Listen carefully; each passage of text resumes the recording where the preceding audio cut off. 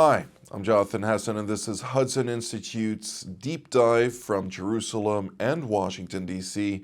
And today we are recording from the studios at Hudson Institute in Washington, D.C., no less, with my dear friend and colleague, Dr. Mike Duran, who is a senior fellow and the director of the Center for Peace and Security in the Middle East here at Hudson, and formerly served as a senior director at the National Security Council at the White House for the entire Middle East, North Africa. You did a couple of other things, but we won't go into all of that. It's great seeing you, Mike. Great to be here, or great to have you here. Well, there you go. It's good to be here. And let's talk nonetheless about the latest developments when it comes to relations, bilateral relations at that, between the United States and Israel. Much reporting has been focused on to somehow claim that ties between the Trump administration and the Netanyahu government were on the wrong track. From what I hear here, it's not necessarily true, but shed some light on that, please. Well, there was the question of the optics that came out of Donald Trump's trip to the Gulf. He made a number of steps that seemed to show distance between Washington and Jerusalem. I wouldn't say seemed to show. I think they did show some distance. I think there's no doubt about that. For example, just to rattle them off, the unilateral deal the Trump administration made with the Houthis for a ceasefire between the United States and the Houthis, which didn't include Israel. And then when Donald Trump was in Riyadh, the Houthis hit Israel with a ballistic missile. And that drove home the fact that the Americans were negotiating their own deal with the Houthis, which didn't include their ally Israel. There's the fact that Israel wasn't on the destination list for Donald Trump's trip to the Middle East. Also, he made a major decision on Syria about lifting sanctions on the Shara government, which apparently was not done in coordination with the Israelis. Then there is the negotiation for the release of Adan Alexander, the American-Israeli hostage in Gaza. Apparently, the administration is negotiating individually or bilaterally with Hamas, not as part of the negotiations with Israel. We could add a few other things to that, especially the Iranian nuclear negotiation, where there seems to be some distance between Jerusalem and Washington on that. So there is a sense that the Trump administration is following a strategy in the Middle East that is more aligned with Riyadh and Ankara than it is with Jerusalem. I personally would not want to make a major assessment of Trump's policy based on the images of 1 week. But the combination of all those images, one after another, is significant, I think. And yet, when we talk about the optics, how does that translate to A, other U.S. allies and partners, historically speaking, and B, to American adversaries, including China, Russia, the Islamic Republic of Iran? Does that not put the Trump administration in a weaker position? I think it does. I think that the Trump administration slightly mismanaged this.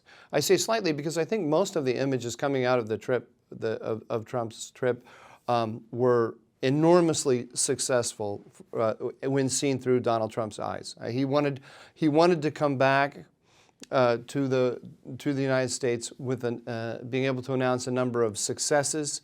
You had the Saudis, the Emiratis, and the Qataris basically competing to show who could get the bigger trade deal with who could lavish greater benefits on Trump. And that was great. It's great for the United States. I think it's great for U.S. Gulf relations, and it's good for Donald Trump. Personally, I wish that he had spent a half a day in Israel. I wish he hadn't made the separate deal with the Houthis especially. Because I think there's a tendency in the Trump administration, a tendency on the part of the president himself and also Steve Witkoff, his top advisor, to prioritize economics over everything else.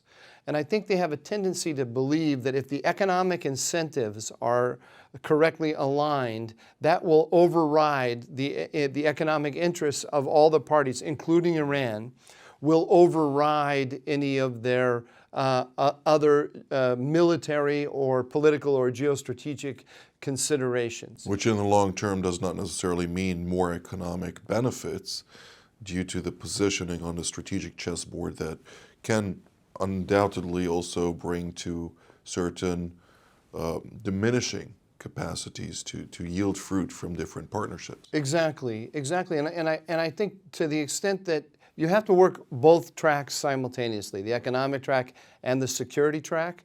Israel's crucial on the security track. Israel, the reason we can have Trump-Iran negotiations right now is because Israel diminished Iran so greatly. I mean, the Biden administration was begging the Iranians to come to the table. The Iranians never really seriously negotiated with the Biden administration. They did negotiate, but they stiff-armed the Biden administration over and over again in the negotiations. They rushed to the table with Trump because there was a credible military threat on the table, and that credible military threat came from Israel first and foremost, not from the United States. So I think it's important to remember that, and I think it's important to sequence all of America's actions so as to best capitalize on that credible military threat. So within that context, let's start with the fact that all of this started when the Islamic Republic of Iran facilitated and enabled the Islamist Hamas to build itself to a position of launching the atrocities which it committed on October 7th. This, of course, evolved into the murder of up to some 1,200, mostly civilians. People tend to forget. It also brought about a very large number of casualties, roughly 4,800. And during that horrific day, 251 people were kidnapped. Of them, the majority have already returned. Praise God, also the majority of them were alive. But nonetheless, 58 remain in Hamas captivity, including up to 20 who are amongst the living. The rest are not alive. Can I stop you there? Go ahead. I thought the number was 23. Has it been revised? No, it's been revised. It's been revised. It went down to 21. Idan Alexander was released, now we're at 20. And amongst those bodies that Hamas continues to keep in its various dungeons, wherever it may be in the Gaza Strip, we're talking here also about dual American Israeli nationals. We're talking here about dual German Israelis, French, Canadian. So there are a lot of nations that are very easy, supposedly in the vocality that we hear in recent days, to criticize and condemn Israel for its activities, while they themselves still have their own citizens in Hamas captivity. How can you explain that?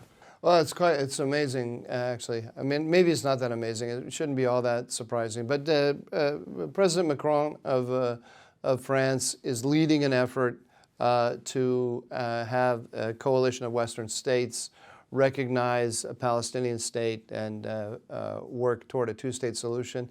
There's a strain of thinking in Western foreign ministries, including in our own State Department, that reacted to October 7th with the fear that the conflict was going to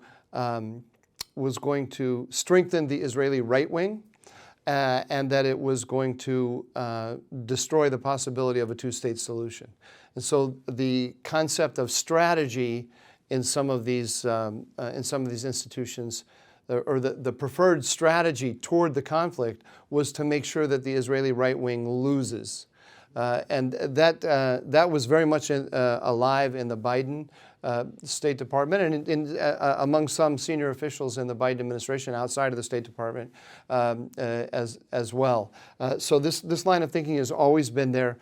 So the tendency is to blame Israel for the conflict, to blame Israel for any of the suffering, the humanitarian suffering, and to put pressure on Israel to end the conflict, but also to weaken the settlement movement on the West Bank in Judea and Samaria. And so this is just, I think, the latest round of it. There's the Israel, I think today, we're taping this on what's the date today? Today is Wednesday the 21st, are we at? Wednesday the 21st. I think as of this morning, the Israelis dodged a bullet on this regard. There isn't been, I think there was a plan by Macron to really bring Canada and Britain together to, like I say, recognize a two-state solution. That's not in the offing at the moment. Another way to look at it, though, is, and I think related to what we first talked about, which is Trump's trip.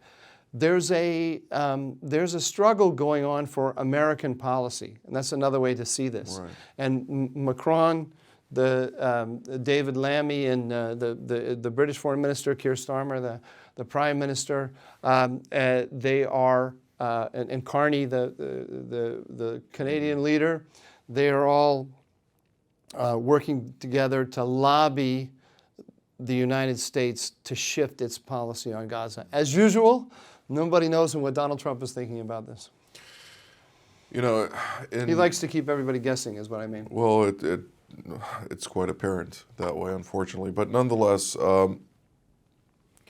in the former National Security Advisor's book, namely Mike Waltz's book on Hard Truths, as he titled it, he mentions that in the 60s and 70s, there were a group of Marxists, radical leftists, who were trying to fight the system. They were fighting also the whole campaign in Vietnam and other aspects of the American institutions that were very much more conservative back in those days. And he highlights that during the years that followed, they realized that they can't really fight the institutions. So what they did is, if you can't fight it, join it, and basically entered into various institutions in Washington and the academia and the media, and then started to change things from within, despite their anti-American rhetoric all along. And this has really become evident to manifest in various societies across Western civilization, not only here in the United States. Kissinger, Henry Kissinger, the late Secretary of State, National Security Advisor, stated that many of those Islamists who have entered into America were brought here, and in his perspective it was a mistake, because suddenly you have all kind of groups who are trying to alter American foreign policy to the advantage of their home countries. Now we see a unity between those two groups, the Marxists and the Islamists, operating in a very robust campaign against Israel in particular. Right. And not only Israel, but also American foreign policy on different levels that have to do with the more conservative aspects of foreign policy. How can one combat those challenges? And what needs to be done in order to really put a halt? Because we see that it's not only on the left that are pushing those narratives forward, but now also on the very radical woke right, which has a lot of elements of anti-Semites in there, unfortunately. And there is the horseshoe theory, where the radical left and radical right at some point become closer and closer together. It really is apparent these days. I see it more culturally than politically, and I agree. I agree with the horseshoe theory, but I don't think that these are. That when we talk about these things, the interconnections between all these things that you're perceiving, I don't think we should think about it in terms of political movements, but really cultural movements. There's a big cultural divide in the United States. On one side, you've got people who believe that there is a fixed human nature. Human nature is innate, It was given to us by God. We cannot change it. It's not in our power to change it. And human nature is also broken. There are limits to what we can do through our own actions to change reality. Reality imposes itself on us. We have to manage it. We can't transform the world. On the other side, you have people who believe that human nature is malleable. You can change boys to girls. You can, through right moral behavior, you can transform yourself into a superior moral person. You can transform society into a utopia. That's the big divide.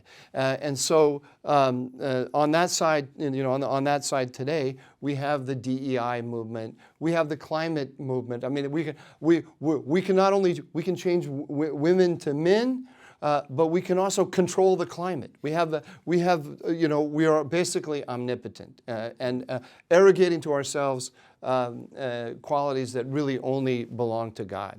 That's how I see where these people are coming from, and you find them on the right and on the left.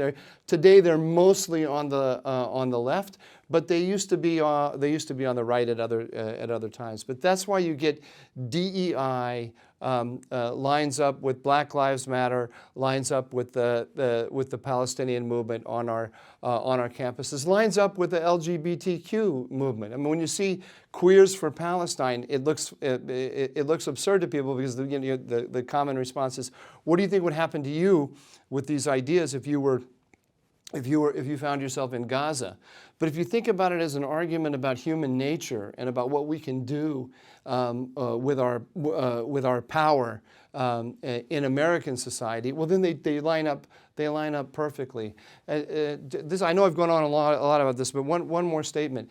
I don't think the issue is Islamism, because this is American progressivism today, and this belief that we can transform society and create a utopia and so on. And American progressivism takes every ethnic group. It takes Protestant Christians. It takes Catholics. It takes Hindus. It takes Muslims. It takes Jews, and it takes every ethnic group. Blacks, Native Americans, Chinese, whatever, and it takes their form but puts its own content in there. It ventriloquizes all of them, turns them into representatives of the progressive dogmas. And they say the essence of our, the essence of our ethnic movement, the essence of our religious movement is progressive dogma. So progressivism has taken over American universities, and the American universities, through their admissions policies, through their regulations, enforcement of regulations on campus and everything, it is taking those Islamist students and it is elevating them up and giving them a special voice. But the problem is not the Islamists. The problem is not the money from the Middle East. The problem is American progressivism. I think that Henry Bernard spoke about that a lot, and of course, I think the aspect of this unity between the progressives and the Islamists, particularly in Europe, I think it's trickling down also now more to the United States. It's not at the same level, I agree. But in Europe in particular, it is because those progressives have been so radically in decline that they have attached themselves to the Islamists in order to once again have a quantity that turns into quality, so to speak. Sure, absolutely. I mean, in Europe, it's a different story than in the United States. There is a political alliance between between the left and the Islamists, and you see it in Britain, you see it in France. It may exist in Canada. I don't know the demographics of Canada enough. Here in the United States, the reason I'm going on about this is that we need to understand, we Americans need to understand in terms of getting our own house in order, this is not a foreign problem. This is our own progressive, this is a domestic progressivism. And Donald Trump's, his fight with Harvard, this is the key fight on this. However, and this is a point that I would like to hear your point on this. I know we didn't touch much on the Middle East today, but nonetheless, this is important because this impacts all Western civilization. One of the key aspects, one of the key aspects that occurred post October 7th was that China looked at October 7th as an event from the lens of strategic power competition. Namely, where is the United States in all of this and how we should approach this matter. One of the things that it immediately realized, Israel is the closest ally from its perspective of the United States of America. America is regarded as its strategic backbone on the geostrategic landscape, and therefore they automatically moved in support of the Palestinians, something that many people don't know, despite a lot of pro-Palestinian rhetoric coming out of China, saying how they are champions and supportive of the of the Palestinian cause. They actually only invested $17 million in humanitarian aid, which is less than almost any other country around the world. This makes them smart. That makes them very smart. But nonetheless, a point that they did invest very heavily in is disinformation, since the younger generations consume their news not from the conservative news channels, so to speak, not necessarily conservative from a political sense, but from a historic sense, but rather from applications such as TikTok, which is really, really significant, not only in the United States, again, in Australia, in New Zealand, throughout European nations. And Israel has identified that the Chinese have established very aggressive algorithms pushing forward those narratives against Israel and against the United States, against European countries, but very strongly against Israel in support of the Palestinians, because they realized that this may decouple the relationships between European and the United States to Israel. Israel approached the Chinese on this, and in that conversation, the Chinese said, well, it's a private company. Mm-hmm.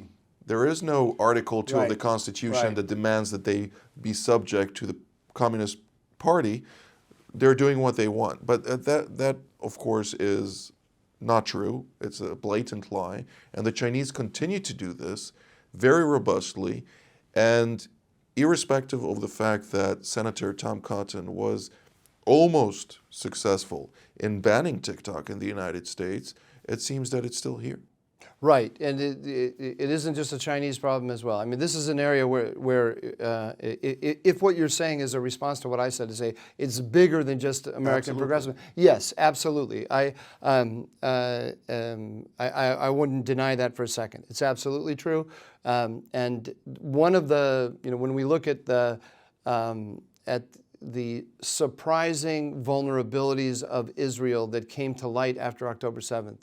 We woke up on October 8th and we realized that Israel was much more vulnerable than any of us realized. And if we go through the list of major issues, major vulnerabilities that were revealed, I would have to say that this is one of them. And that we're in a whole new information environment, completely different than anything that existed just 10 years ago. And the other side, whether it's Russia, Iran, China, or Russia, Iran, China plus the toxic progressivism that wants to undermine the U.S.-Israel relationship, they have this new weapon, which is social media, and it goes way beyond TikTok. And no one that I know of yet has come up with a really serious plan for battling this. And let me add another dimension to this too that's coming, which is AI. When the AI algorithms are for reasons that I don't understand, I don't know if there's anyone who does understand, they are skewed toward anti-Israel positions, and that's only going to grow in time. So we need to put serious thought in that. This, when I say we, this has to happen at a governmental level. The number of resources that are involved, the number of actors, the clandestinity of a lot of these actors, and so on, requires a government solution here. Partially a government solution. Well, it demands a concerted effort between governments and the private sector to really tackle this. That's right. Unfortunately, at this point in time, and we don't have very much time left for today's edition, but nonetheless, we do see that much of this disinformation comes out of the totalitarian regimes, right? From China, from Russia, from Iran, from countries such even as Qatar, which uses Al Jazeera. I don't know to what degree they are connected on that aspect, but nonetheless, there is a connection here from a broad level of attempts to influence the foreign policies of those countries. So we need to take that into account. They're very smart. They're smarter than we are, and they're more practiced at this. When I say the China, Russia, and Iran, Right. They look at our society and they identify the currents of opinion that already exist in our society, and they develop information flows that are designed to elevate those currents or strengthen those currents. So they don't try to tell an entirely different story. They try to just strengthen voices that they see are working in a direction that serves China, Russia, and Iran in terms of undermining the United States or undermining Israel. So we are way behind on. We don't behave that way ourselves, and we don't understand how the adversary behaves.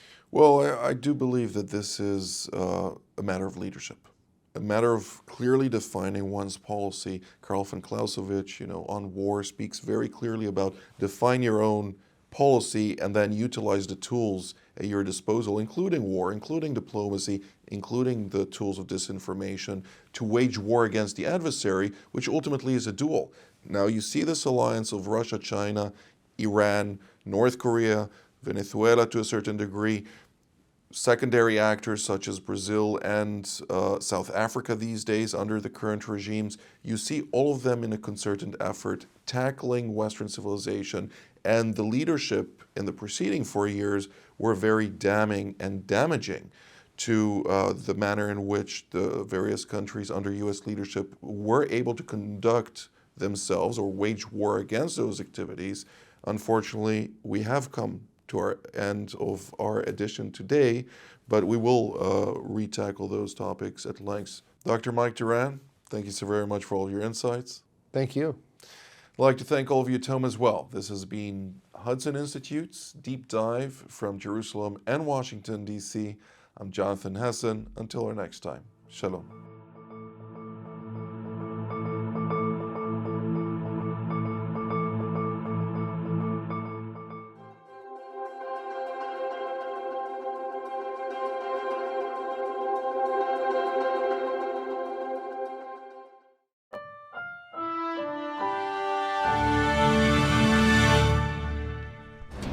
For more of TV7 Israel's productions and editorials, we invite you to visit our website at www.tv7israelnews.com. Jerusalem Studio, now available on Spotify.